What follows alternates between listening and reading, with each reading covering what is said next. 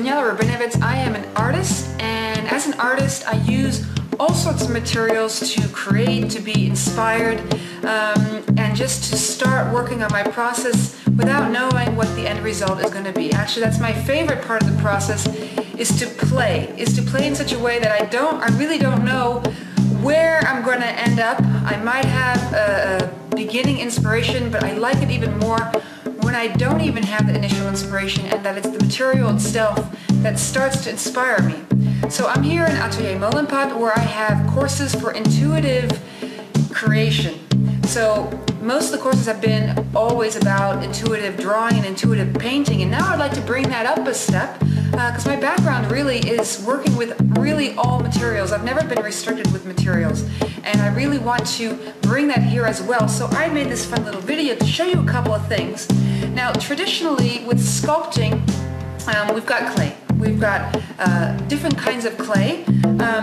This is some river clay that I really love to use to come up with some meditative form of working and coming up with some forms that really, and forms and shapes that really feel good in my hand, and that my hand just makes on its own without any interference of any thoughts. So I might do this with my eyes closed, and then just sort of feel what shapes start to arise.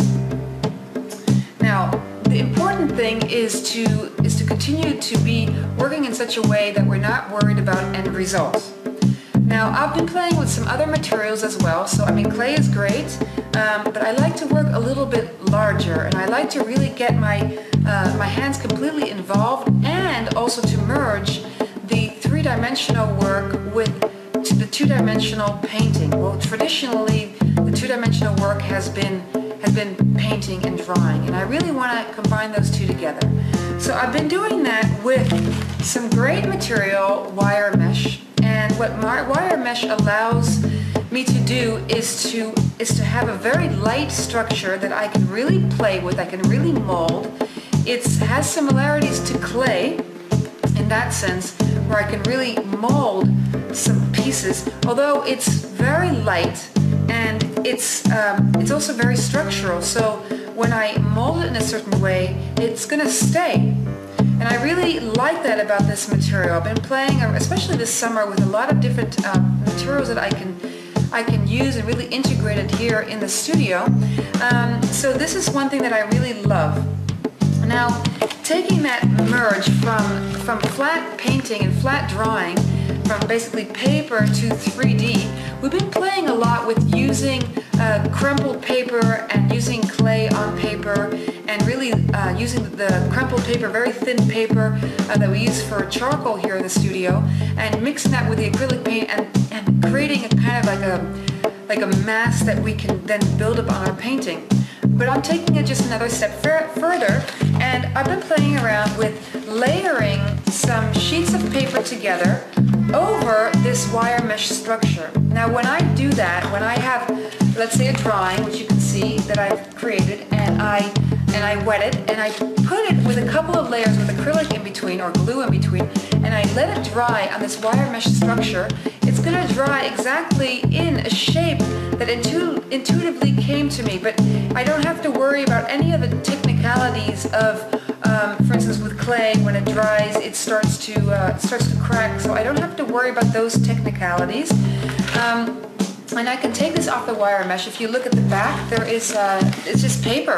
It's just paper, and it just dried in its shape. It's a way of casting paper, a very easy way of casting paper. So this is kind of fun. It's something that I wanted to show you.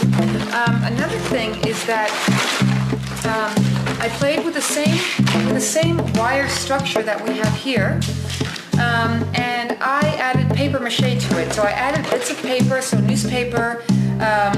Paper mache is also so easy to make, but I added newspaper, and I added some of the paper that we use here. And this is just as a basic structure. If you look at the back of it, I just let it dry to the wire mesh. Now I can choose if I want to take the wire mesh off, or I think I'm just going to leave the wire mesh. I really like the structure there. So this is really an exercise all about structure and how to work with intuitive structure, so to come up with a structure in an intuitive way, so we don't know yet what it's going to be, but we can certainly use it as an underlay for our paper. Then the next step is I can either leave it like this if I really connect with it the way it is. I think I'm going to still paint a little bit on here.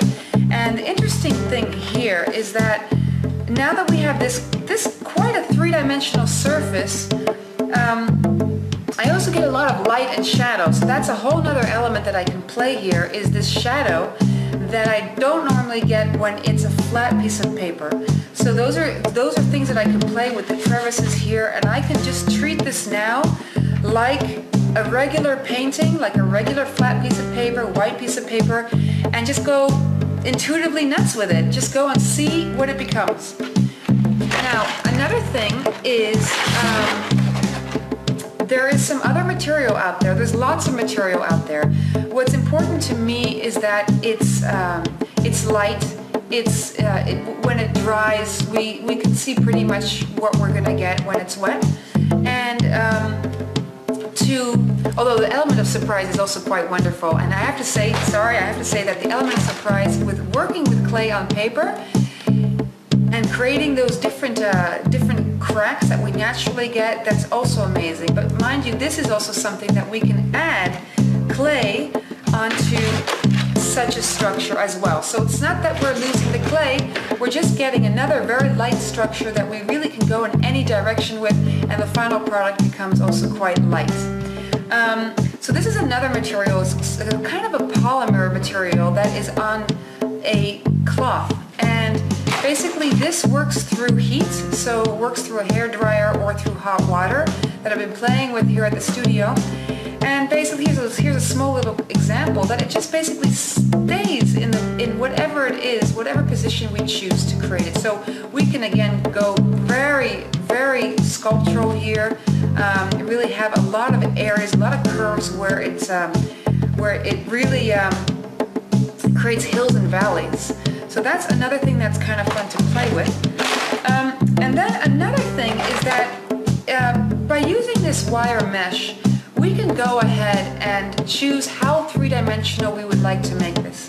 So if we would like to make this completely an enclosed form, that we can perhaps even rest in any position. So if it's sitting like this, or if it's sitting like this, or sitting like this, it's really different than a flat piece of paper. So this really becomes completely a plastic form that's really off the ground. Just a couple areas on the ground where it's being supported, or it's something that we can hang. It can be immobile. So this brings us really to another dimension, and I'm really excited about this and working with this also next season in the courses. You might want to, well, you can certainly play with this at home. Paper mache can cause a little bit of a mess, but that's okay. That's also what I have the studio here for, is to really have fun and play and make a mess and try things out and work on this, and then maybe we want to change it again. We can just cut some pieces off, add some pieces, take away. So this is very similar then to clay in that sense, although again, as I said, we have this very thin structure which really can support itself and can support quite a lot of weight. So we can really continue with paper on this, whether it's a paper mache, paper pulp. We can go into a whole nother arena just in the three-dimensional paper world, or in other materials that we want to put on here. So just like what I have in my little crown here today is some epoxy. So I've been casting some things as well and playing with resins, playing with different materials. But it's the most important to me to be working with materials where we can really explore the process and not get too hung up with the characteristics and the technicalities of the materials themselves. So many of you know also that I've worked a lot with glass sculpture and what else? Gosh, and of course the painting and the drawing and the ceramic and also bronze. So I'm very familiar with the technicalities of making molds and casting and working with these other materials, that to me the most important groundwork to doing any of that is to really start working with the three-dimensional form and how does that work with light and shadow and volume and how it sits on the surface. And so it's really breaking away just from a flat surface and creating a whole environment, a whole space that we can go into, walk around, and just keep rotating it as an intuitive process for sculpting. So this, along with intuitive process for drawing and painting, is just a beautiful combination. It's like this. It just fits beautifully well together. So I'm really looking forward to sharing this all with you, and certainly more to come. Till next time.